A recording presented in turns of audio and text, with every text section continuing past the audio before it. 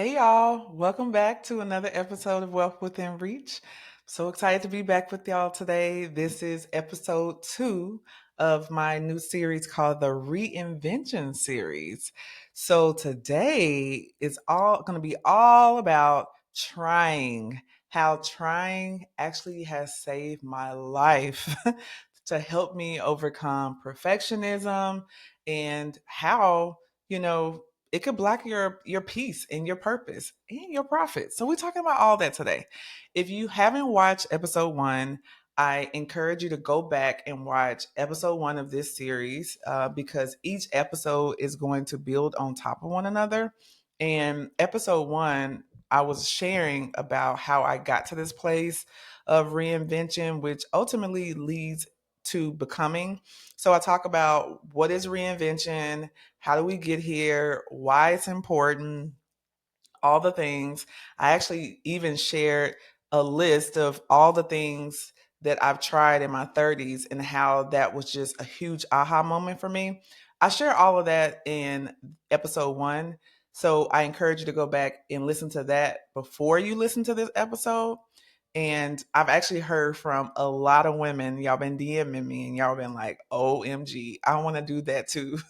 I want to unpack. I want to write this down. I want to really spend a moment to reflect and do that same exercise too. So if you haven't downloaded the Reinvention prompt guide, I created this guide from ChatGPT, aka Chat, where I took all those questions that I asked myself that I got from ChatGPT that really created that big aha moment. I created a guide so that you can do the same. That can help guide you through that process of reinvention so that you know where you're going, what you need to be focused on, what you need to say yes to, what you need to say no to as you are moving towards becoming your best self and moving from feeling trapped to moving towards feeling free. So that's what this whole series is about. And today we are talking about this little sneaky thing that blocks our peace and blocks our, season of becoming and reinvention. And it's a little thing called perfectionism. Okay. So we're going to jump into that. So today I want to speak directly to the women who has been feeling this in their chest. Number one, you were raised to be the strong one. You were taught that the only way to show up is to be polished and perfect. You grew up feeling like mistakes were dangerous and they were bad. And you've been conditioned to avoid anything that feels like it's not guaranteed. If you connected with any of those, this episode is for you. Okay. So let's talk about the truth of perfectionism. First of all, side note, I didn't even realize that I struggle with perfectionism until last year. Yes, last year. When I tell my friends this, they laugh and they're like, "What? You didn't know?" And I'm like, "No, I really didn't know." Because I thought that perfectionism only showed up one way. And that way is you are so concerned. You want everything to be perfect because you struggle with people pleasing and you don't want other people to see you make mistakes. I thought that that was the only way perfectionism showed up. Later on in the episode, I'm going to like really break down and kind of, share some things personally that led me to realize, oh shoot, number one, that is not the only way to struggle with perfectionism. And then two, girl, you struggling with perfectionism. Because I feel like why this is important. Why is this important to unpack perfectionism? It's important because a lot of times that is actually what holds us back from living the full life that we want to live, from trying the things that we want to try. Because if you don't try, how do you know if it's going to work out? If you don't fail, how do you learn? In this as we move towards this season of reinvention and becoming, in order to even know what we like, we got to try things. And if we're so concerned about being perfect and showing up one way and what other people think and this unconscious pressure that we put on ourselves, then that is going to hold us back from really stepping into the true woman, the true man that God has called us to be. Okay. So this is what we're going to break. This is why. This is really important why this episode is what it is, right? Why this is a part of the series. So most people think perfectionism only shows up as procrastination. And what I figured out is that it also shows up as pressure. Okay. Pressure to do it right, pressure to never mess up, pressure to live up to these unrealistic expectations that were never really realistic to begin with. That's what I'm talking about. And here's the thing. The biggest thing that I want to constantly bring us back during this episode is that perfectionism steals our peace. It steals our peace. So let's talk about what that means.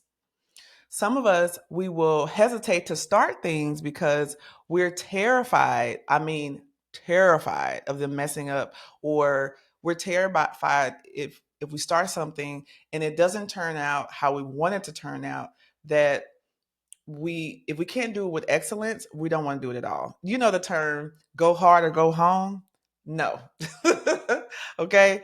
If we're honest, it's not even about the mistake. It's not about not doing it with excellence. It's not about, all the things. It's really about our egos. Okay? Let me explain what that means. Last year, I hosted my first real estate conference and it was a lot. Like, it's crazy because I bought $1 million properties, and this conference did not cost $1 million, but it was like way more difficult than buying $1 million properties, which is crazy.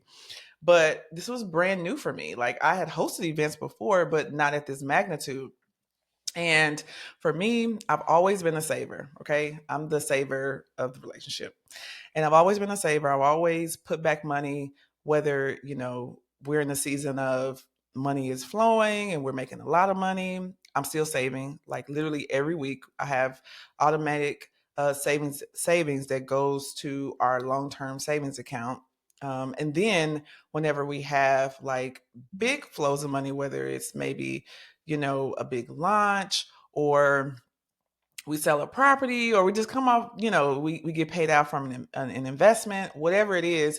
Whenever we receive like a big chunk of money, I'll put in like a lump sum of money into our savings account. So I'm consistently always preparing in my mind for the time where, if an emergency takes place, that we will have money to pull from and we're good to go. Because I think that that's smart, that's safe, right? So that account has always made me feel safe. All right. So rewind to 2024. I'm hosting this event. It is not turning out like I thought it was going to turn out. The expenses are way more than I thought it was going to be. And I had to pull from my savings account, that long term savings account, to cover some of our expenses for a couple months. And I remember I was talking to my counselor. I was so devastated. I just felt like an imposter. I felt so disappointed. And I'm talking to her and I'm just like sharing my heart and just talking to her how I feel like a failure because how am I online talking about da da da? And I have to pull from my savings account. We have to pull from our savings account to take care of our expenses. And it ain't nothing like an older Black woman. Let me tell you, it ain't nothing like having an older Black woman in your life. And then she love the Lord. Let me tell you, sis is sis is it's good. So sis was like, okay, hold on, let me get this straight. So you have the financial discipline to save money when things were abundant, and you in this season, short season, this season is not often. Do you don't have to pull from your savings? I'm like, no, we don't often have to pull from our savings. Okay, so you're in this season of a valley that we all go through, and you prepare, so you have the money set aside that you can use, that you prepare for, but you are down on yourself because you prepare for it and now you're using it. And I was like, yeah. And so she said, so is having that money in your savings account, is it more about saving for emergencies, or is it really about your ego? Woo, child. I feel like she punched me in my stomach.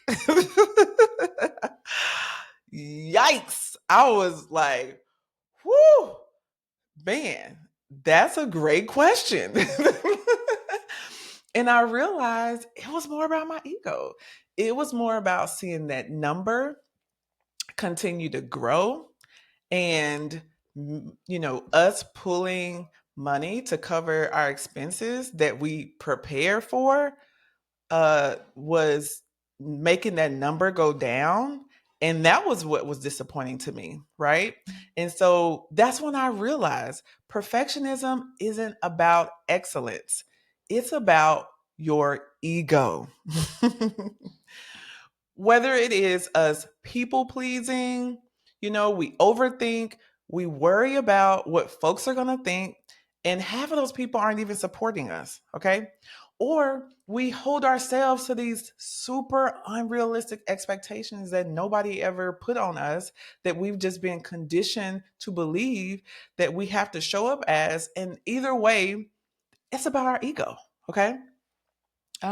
Here's the thing: when it comes to those of us who struggle with the people pleasing aspect of it, let's talk about that. Let's talk about this. Most of us actually aren't as afraid of failure as we think about it. We are afraid of what's called witness failure. We're afraid that someone's going to say, see, I knew she couldn't do it.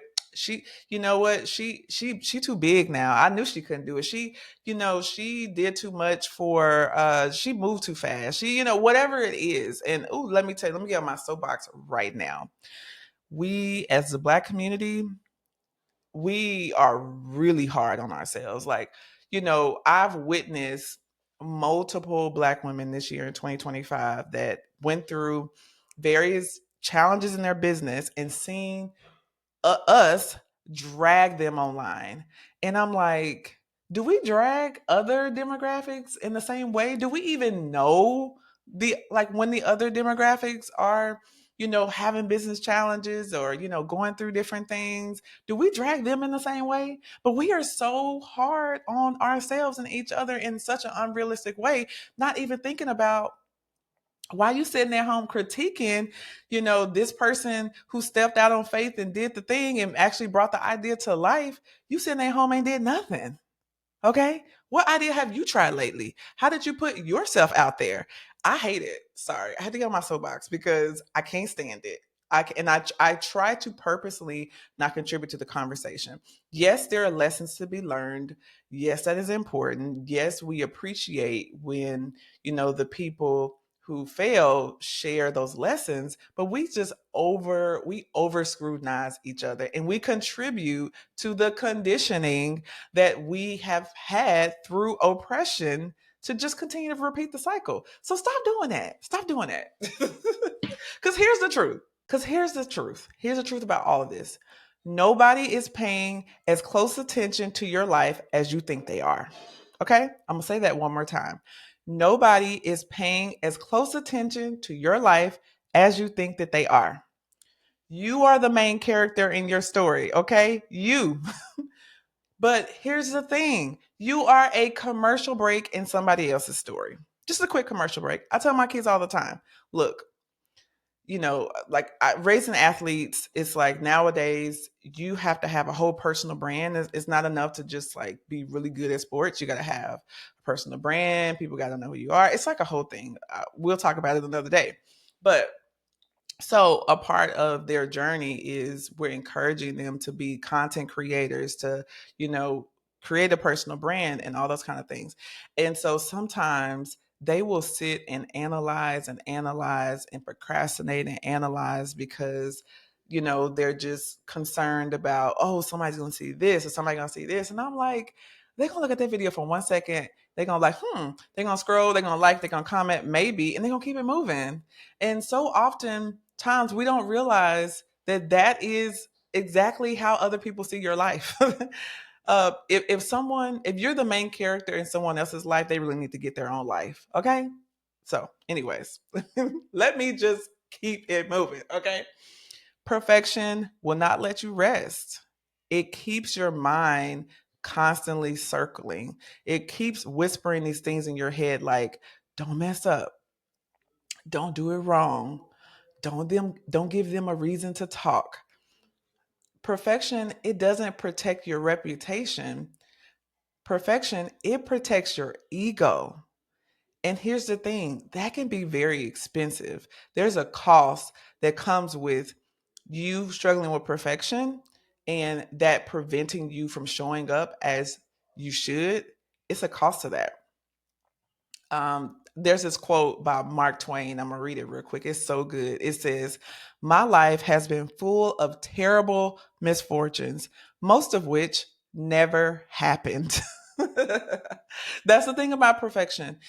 It creates these imaginary battles, and we're stretching over and over of things that actually hasn't happened and probably never will. But we're constantly in our head about it, and it's holding us back. So here's some ways it sounds like in your head. Here's some ways that perfectionism can come up, and here are some ways that perfection sounds. Here are some ways that perfection sounds in your head. I don't want anyone to think I don't know what I'm doing. I don't want to look unprofessional. This is really, really key for people who are, leaders, especially Black and brown professionals who are leaders on the, in corporate or, maybe in an industry where they're one of the few. They're super, super cautious of this. And it's just a way that perfection like sneaks in. If this fails, everyone will think I'm a fraud. People look up to me. I can't mess this up. Or I'll share it after I figure it all out. Let me know in the comments if you have told yourself any of these things. Perfection tells you you could have done it better. This is a big one for me. This is really how perfection messes me up. I could have accomplished something huge. Like recently, we just hosted another conference, 2025. It was an amazing event. Got so much great feedback from both attendees and speakers, and just it was just amazing.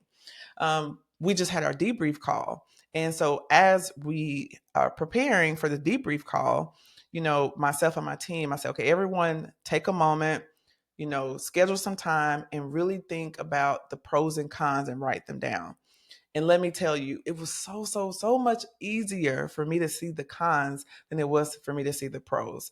It was so much easier for me to see all the things that went wrong versus seeing the things that went well. And this is another way perfectionism can really whisper in your ear and really, get into a place of, leading you down the wrong, direction and really giving you that unnecessary pressure that's not needed.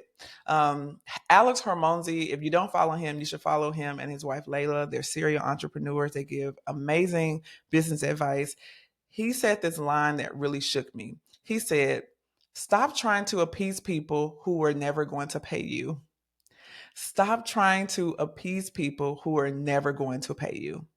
You're worrying about the opinions of people who probably don't even support you. They probably don't show up to your stuff. They probably not going to buy from you if you have a business. Why are you so concerned about their opinions?" I don't know. um, and again, it's crazy. Okay. So here's how perfection can even show up in real estate for you, right? It steals the joy out of everything. You close on a new property and you're so excited, but instead of you being proud and kind of sitting in that, you're already thinking, okay, what's about to break next month? You're already thinking about that. Or maybe you're selling a property and you put it on the market and it actually sells faster than you anticipated. What's the first thing you're going to think? Oh man, was my offer too low? What? Perfection steals the celebration out of wins. OMG. But here's the real truth. Here's the faith part of this, okay? God never asks you to be perfect. He asks you to trust in the one who is perfect, okay? God never asks you to be perfect. He asks you to trust in the one who is perfect. He asks you to move. He asks you to trust. He asks you to obey. And he only asks for you to focus on the next step. He asks you to allow him to guide you, and he would make your path straight. Not you, he. Obedience is the antidote for perfection. Okay. And here's the wild part. Here's the super wild part. We are so afraid to try because we don't know how it's going to work out. But we really don't know how it's going to work out, anyways. How many times have you spent your time planning, doing this and doing that, and it don't work out how you think it's going to work out? And that's not to say you shouldn't plan. You shouldn't, get the advice you need. You shouldn't like put in that time. That's really important. But I think it's to go in with an open hand versus going in with a closed hand and then get disappointed when things don't work out how you thought it was going to work out. Because again, we don't control things anyways. We can just show up and do our part. I tell my kids, this is what I tell myself, my job is not to control the result. The Lord controls the result. My job is to ask God, what do I need to do every day? All right. My job is to show up and do my part and trust the Lord with the results. Okay. That's how we overcome perfection. That's how we get to a place of progress over perfection. The goal is not perfection, the goal is progress. These are the seeds, the foundation that you need to have, that you need to like really put into your mindset that will help you to feel comfortable with trying, that will help you to, not feel bad when something doesn't work out. This is a part of the season of becoming, understanding all of these things. All right. Because control is an illusion. It really is. Progress is what's going to continue to open doors for you. All right. So let's summarize all this. Perfection steals our peace. Okay. Perfection steals our progress if we let it. And the last thing I want to talk about is how perfection can also steal our profits. Okay? Money, profits. So who let me know if you are a person who wanted to buy a house in 2020, 2021. You thought that the market was going to crash, but it absolutely did the complete opposite. And and you wanted to buy a house and you didn't. Or maybe you bought a house and you're like, man, I wanted to buy an investment property. I really really wanted to buy it, but you decided to wait. The interest rates went up, and then now you're like, dang. But because you what happened was, because the conditions were not perfect, you said, oh, I'll do it when XYZ, or oh, I'll do it when the kids are older, or I'll do it when I can save some more money, or I'll do it when my credit score gets to a 750, or I'll do it when whatever, right? And then you look up and you didn't do it. I know for me, this hits home for me. Whenever we first bought our very first house in 2011, we bought our first house for $20,000. They were giving away houses at that point. And we bought it for $20,000, right? And now you can't buy nothing in Atlanta for $20,000. Like, you can't even buy land for $20,000. If you find land for $20,000 in Atlanta, it's probably, you can't build on it. It's crazy. So, but I look back and I'm like, dang, why didn't I buy three more houses? Why did I just buy one? Why did I not look around? Right. And so that gap between buying the house at 20,000 and then being, where we are today in 2025, that's called the opportunity tax. Okay. It's what you pay when you miss the moment. You can't get back. You can't get your time back. I know people who analyzed properties 2 years ago when it was 250,000, and now that same property is 350,000, and they're like mad because they were waiting on these perfect conditions, and they didn't save. Here's the thing, though, they didn't save money by waiting. They actually lost it. Right? That's the illusion that really, is deception to make you feel like, oh, well, I can, if I do this, then it'll get better. No, it actually gets worse for you. And here's the thing. I'm gonna get real spiritual for a second. A lot of this perfection, the kind of foundation of it all is fear, right? Whether it is fear of other people's opinions or fear of looking like a failure, whatever it is rooted in fear.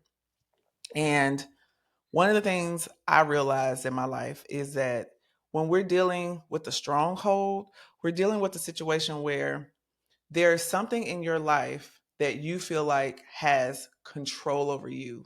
That's considered a stronghold.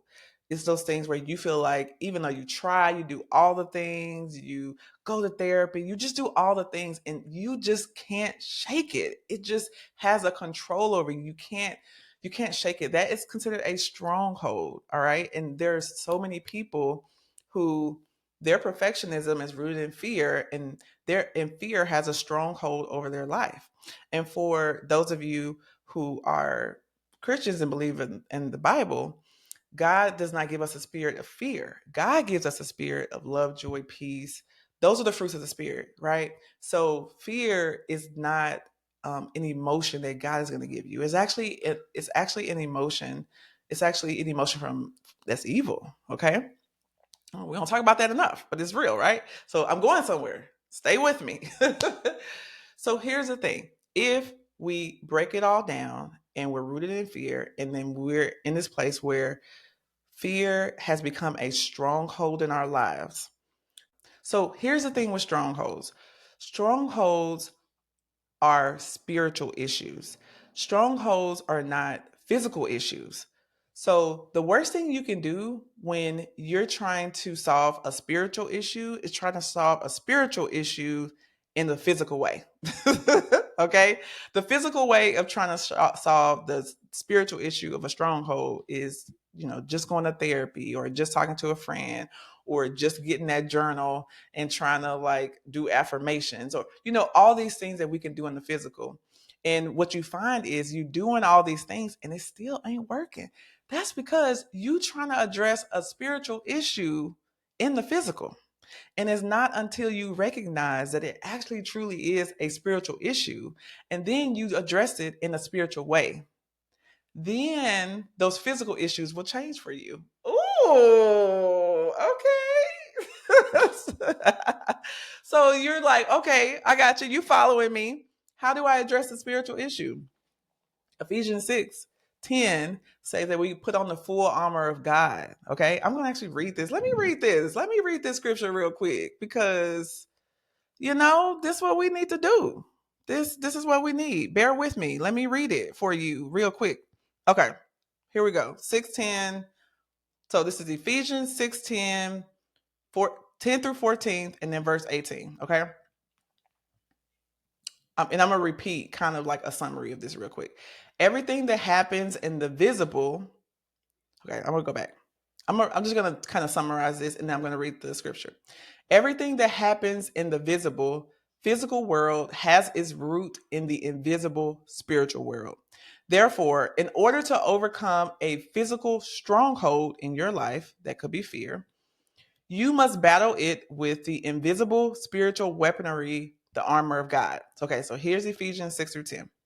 A final word. Be strong in the Lord and his mighty power. Put all of God's armor so that you will be able to stand firm against all strategies of the devil.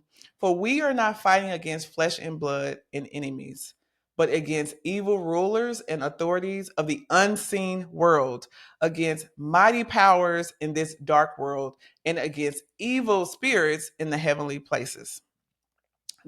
Therefore, put on every piece of God's armor so you will be able to resist the enemy in the time of evil. Then, after the battle, you will still be standing firm. Stand your ground, putting on the belt of truth and the body of armor of God's righteousness. Here's 18. So, all of that is basically saying you need to put on the armor of God. One, you need to recognize that your husband ain't the issue. your the perfect timing ain't the issue. You need more money ain't the issue. Your job may not even be the issue. There are some invisible forces, literally, that you cannot see that are trying to hold you back, that are trying to keep you from being who God has truly called you to be. Okay. So, one, you got to recognize that first. Okay. Once you recognize that, then if you love the Lord and you have the Holy Spirit, then you have the power of God living in you. Okay? And God has already gotten the victory. He's already He's already conquered Satan. So now you got to tap into that power, okay? So that's the armor. So now I'm going to tell you what the armor is in just a second. That's verse 18. Here's the armor. The armor is this: in the spirit at all times and on every occasion. Stay alert and be persistent in your prayers for all believers everywhere. Prayer. Prayer is the armor of God. Yes, ma'am, it is. Praying in the scriptures is the armor of God. And so I'm sorry, I had to just bring that because we can talk about the things that's happening in front of us, but for some of us, and that was me, I had a strong hold of fear that was rooted in control. And it wasn't until I addressed that stronghold and really, gave surrendered and got and gave that over to the Lord and received deliverance, and to where now I'm like, you know what? Let me do my part. My part is to pray, ask for wisdom, and to show up and do my part and trust God with the result. Okay? That is what really truly helped me to get to a season of being able to walk into this place of reinvention, not feeling trapped, and really experience true freedom. Because at the end of the day, I know that, all things gonna work together for those who love the Lord, and it's all gonna work together. So that gives me this new level of freedom so I can walk into the woman that I'm becoming because of all the things that, God has placed in my heart to try. Ooh, that's so good. I don't even know what else we talking about here. What else we talking about? Okay. Okay, we're getting back on track. We went to we went on a little detour, but the detour was needed in order to truly get to a place of where we need to go. Okay. So before I went on my tangent about strongholds and Ephesians 6:10, we were talking about opportunity tax. At the end of the day, you don't get paid for ideas. You get paid for implementation when you actually implement those ideas. Okay. And the opportunity tax basically says that every single day that you delay, someone else is cashing that check. That's why we got to deal with our stuff. Okay. Because it'd be holding us back. So let me say this whole idea of self-made, doing it alone, pull myself up by my bootstraps is such a Western American philosophy that I also don't want us to adapt, okay? Because that's a lie, another deception. That's how we get to I was like, how we get to the invisible. We got to it because one of the ways that, you know, the evil, evilness and Satan really shows up is deception. Really having us believing that these things are true. And that is actually kind of if you that's the master way that the enemy gets us is through deception and what we believe. And so this whole idea of self-made millionaire, da da da da, is not a real thing. We are village people. We operate in villages better. We when we put our resources together, we are unstoppable. Okay? We prove that over and over and over again. And so it's important for us to not take on this capitalist society type of mindset that makes you feel like, okay, I got to keep it all to myself because I don't want to share with anybody. I got to wait until it's all figured out and then I'm gonna do this. We need to like reframe those things because that's actually what's keeping us stuck. All right. A capitalist society would rather us have families have 5 different mortgages than being able to pull our resources together and create a family compound.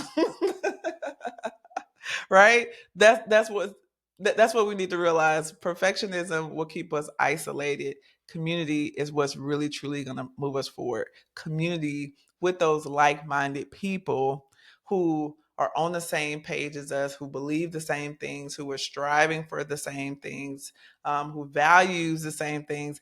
That's what is going to help us to overcome that perfectionist.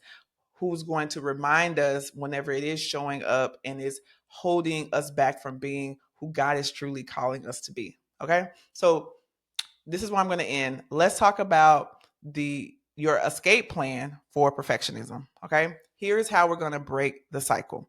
Number one, make it more uncomfortable to quit than continue. All right. Make it more uncomfortable to quit than continue. You got to put something on the line. If it's free, it's too easy. It's so easy for you to just talk yourself out of something and not even try, right? This is why I see it all the time.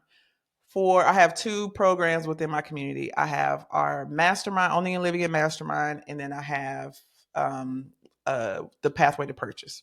The Owning and Living in Mastermind is a 5-figure investment, but it's a 5-figure investment because it is very interactive. It is, it's maybe like 4 or 5 in-person events. It is, we're essentially talking every week. It's direct access. It's just, it's like a master's degree in real estate versus more of like a high school or junior college degree, which is the Pathway program. It's a lower investment, it is lower connection, but it does give you a lot of just knowledge to just do on your own. But because it's not as much on the line, what I found is that the people who invest in the mastermind get the best transformation, the faster transformation. They meet their goals faster because they put more on the line. They pay more money, and they like, I'm about to make sure I get the return on my investment. And so that's how it is. Don't make it super easy for you to quit. You got to make it a little uncomfortable for you to continue to show up at whatever it is you want to commit to. All right. Number two, let's go ahead and take messy action because action is what is going to create proof. This is really important. Within my community, I have this roadmap. It's called the Real Estate Investor Roadmap, and it's a 5-phase roadmap that helps you to identify where you are as an investor and what you need to do in order to move through towards financial freedom. And the first phase is called the thinking it phase. And so these are for people who are looking to buy their first property and they just have a lot of doubts and then really not sure like how it's going to work. Am I going to qualify? All this kind of stuff. And one of the things that I tell them is that you're afraid because you've never done it before. And that fear that you feel that is uncomfortable, it's not gonna be a situation where it's just gonna go away and then you're gonna wake up and then you're gonna be ready to go. Like, no, it is going to feel uncomfortable until you gain the experience to take action. Once you gain that experience, then it's going to feel comfortable. But if you're magically in a place where you're like, I'm not ready, and you just feel like you're not ready, that's holding you back from whatever it is, whether it's real estate or whether it's anything else, then you're deceived because you actually won't feel ready until after you do it. All right. So take action because action is what is going to create the proof that is going to help you feel confident. Okay. Confidence comes after movement, not before. All right. Number 3, move forward at 50%. A lot of times you're waiting for the full picture. You're waiting for all 20 steps. And, because a lot of you feel like you can't move forward until you know every single thing that's going to happen. You don't know everything that's going to happen, right? But that doesn't mean that you can't move forward. Move forward at 50%. When you can understand 50% of whatever it is you're trying to do, that's enough. That's enough room to move forward. You're smart enough to be able to figure it out moving forward. Hopefully, you surround yourself with other people that are doing what you want to do, and you can actually have peace knowing that I can get myself to the 50%, and I know that I have a community of people around me that can help me get to the other 50%. It's not all on you, okay? Um, Number 4, change your environment. This is a huge, huge, huge one. You can't heal perfection in the same room that taught you to chase it.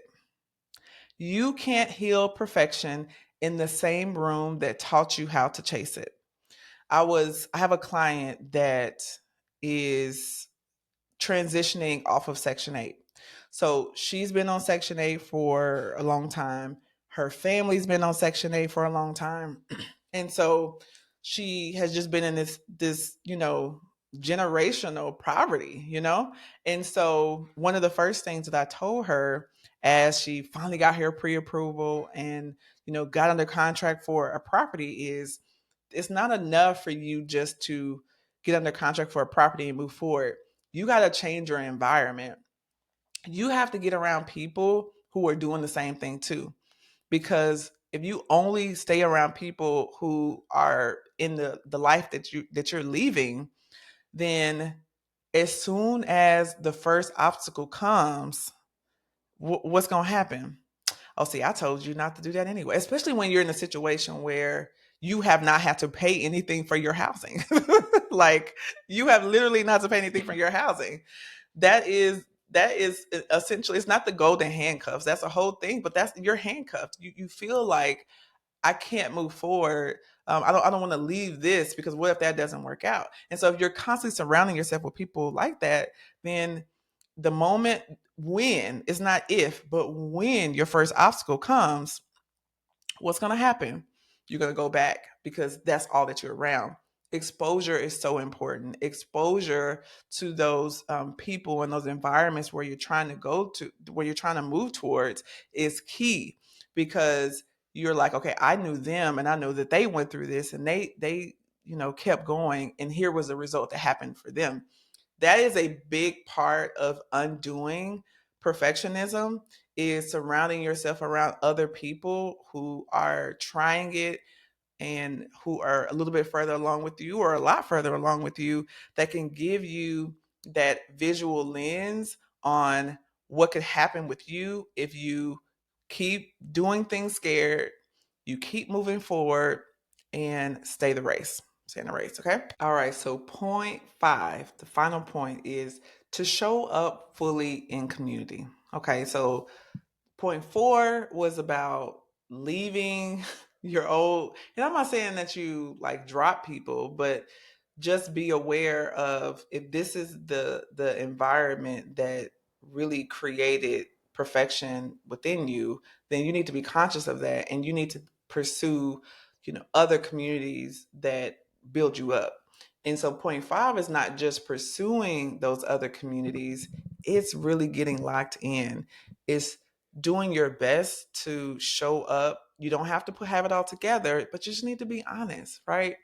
I remember I was recently talking to someone, and they were just sharing how they were just having such a hard time finding people, finding other couples, finding other people that they can just do life with and build. And they were just really impressed by my friend group and how we just really show up for each other and there for each other. And I have that in multiple ways. And I was like, so what does it look like for you? Like, how, how does it look like for you to be able to sacrifice your time and like, invest in people? Cause she was saying how, she felt like she would meet people and they not really vibe, or they not really have this deep connection. And based on what she was saying, it was as if she was expecting to meet someone one time and that it was just going to be this amazing connection and that they would be besties. And I'm like, it don't work that way, right? And this person was so busy constantly doing things in life and all that, which I get it, I'm busy too. But if you don't actually spend quality time with people, then your relationships are not going to get deeper. Point blank, period. We have some close friends, that we consider them our best friends, couple friends, and we commit to spending time together at least every 3 months. I mean, and we're both entrepreneurial families. We're very busy. We have lots of different projects going on. But because our relationship is important to each other, every 3 months, we're going there or they're coming here. And the reason why our relationship is as deep as it is because we have committed to the relationship. So don't just show up and expect that community is just going to be like family and we're going to show up for each other and da, da, da. You got to actually put in the work. That means that sometimes you may have to, you know, get leave the kids or hire a babysitter. Sometimes that may mean that you have to forego something so that you can like show up for a friend. But if it's important to you, you're gonna do it, right? So when you show up and you're vulnerable, you give people permission to actually support you. And that does challenge you when people do let you down and that's human. But you again have to get to a place of, I'm more concerned with the people who are around me and the people who do want to connect with me versus the people who don't, versus the people who left. They left. Why are we still thinking about them? Let's focus on the ones that we have, okay?